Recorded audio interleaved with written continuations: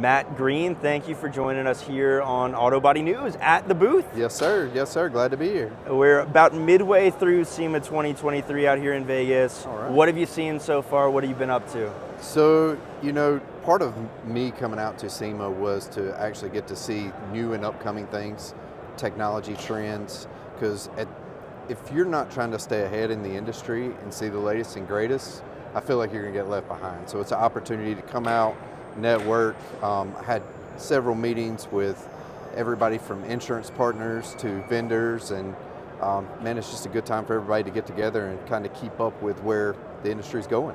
Man, that's it. So much cool stuff here, and I think you nailed it with, there's no other time in the year that you get everybody in the automotive industry and the collision industry here in one place. Yes. Not everybody. Thomas Goforth, CEO of Absolute, was an early episode of the Collision Vision, a great one for sure. Yes, sir.